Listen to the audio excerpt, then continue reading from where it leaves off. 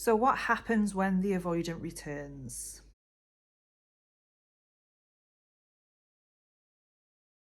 Hi, I'm Amy. Welcome to my channel. Here we discuss spirituality and psychology around relationships. I'm a certified attachment style mentor and coach. And in today's video, I'm going to talk about what my personal experience is and what my clients have said when the avoidant partner comes back.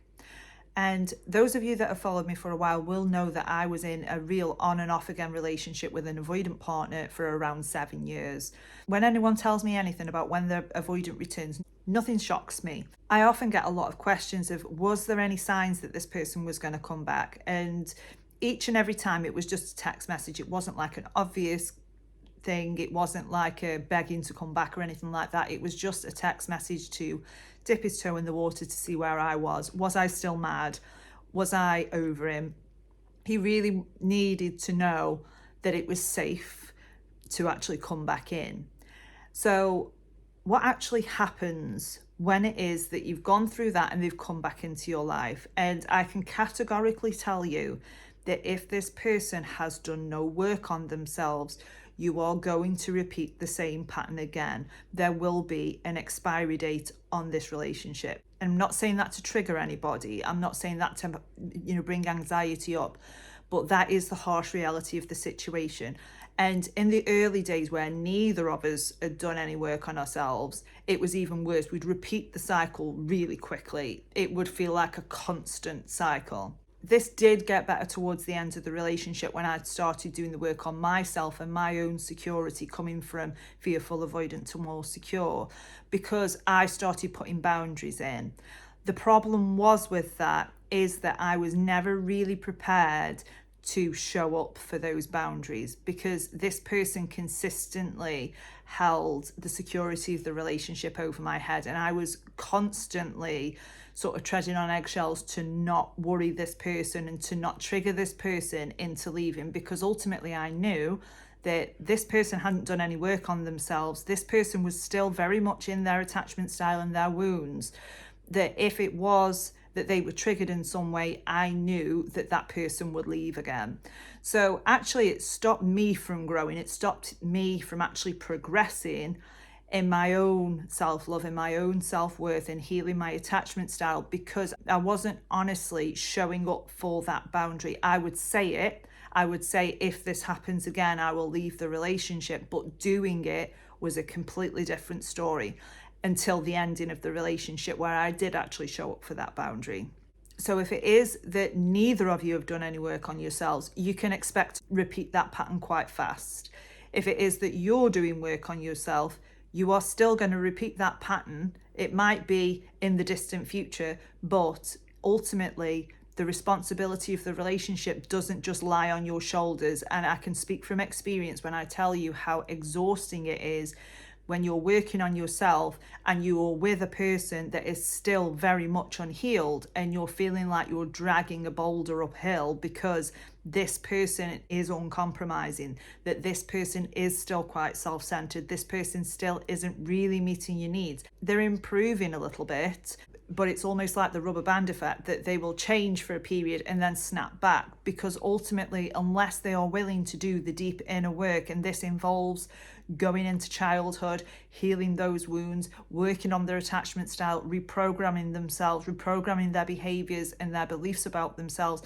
And I can tell you that this took me years to do. So if it is that you want to stay in this relationship with an avoidant whilst you're healing, you can expect for this to take a very, very long time. And if this person is still very reactive to their own triggers, then it's going to end in disappointment.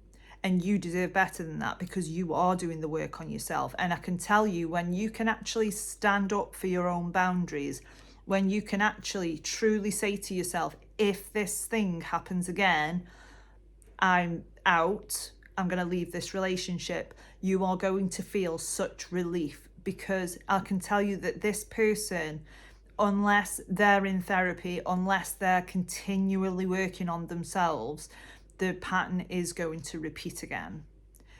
You can sit there all day long and talk to them about their attachment style, but unless they're willing to do the work, the old saying, you can bring a horse to water, but you can't make it drink. You are going to repeat this pattern again.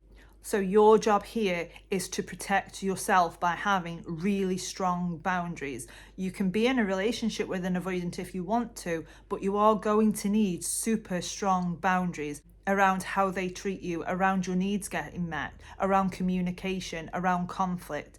And it's hard. It was so hard. It was exhausting because I was taking on all of the responsibility of the relationship and not getting anything back. And this also caused me to take a back step into my old attachment style, where my avoidance would also come up and I'd think, well, you know, I'm meeting this person's needs and they're not meeting mine.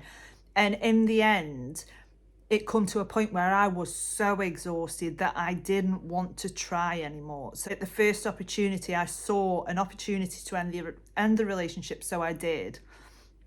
And actually since then, I feel really proud of myself that I stood for that boundary. I feel like I finally stepped into my own self-worth. I kept on telling myself that I was worthy and feeling like I was worthy, but I wasn't acting like it. I wasn't actually stepping in to that worthiness. This relationship is not a reflection of somebody that's worthy. And this is why setting boundaries is so scary, because you probably will lose people in your life once you start setting boundaries. It is going to be difficult sometimes when people are so used to you not having boundaries, where people are used to overstepping. It's only difficult temporarily. It gets easier. And actually, you will prove to yourself that there are people out there that will respect your boundaries. In my experience, just to summarize, when it was that I got back together with him, it was always difficult. The cons absolutely outweighed the pros. It did a number on my mental health and my self-esteem. Even when this person accepted that they had to change, even when this person accepted their part in the problems that we'd had, they still weren't willing to put in the work necessary to have this be a healthy relationship.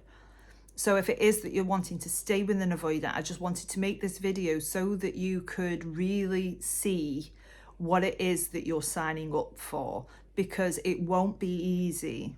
I'm not saying it's impossible. If this person really wants to work on themselves and they are proactively working on themselves and they are showing up that way, I am not saying that this can't work. But if you are with somebody who is putting in the bare minimum while you're bending over backwards, it's not going to work. You're just going to end up feeling frustrated and resentful. And you deserve better. You deserve somebody who is going to be more than willing to meet your needs. You deserve somebody who is going to listen to you. You deserve somebody who's going to want to resolve conflicts with you. Somebody who isn't going to take everything as a criticism, who you can have that secure relationship with. So I hope you found that video helpful. If you need any personal support, email me. My link is in the bio, and I will see you next time.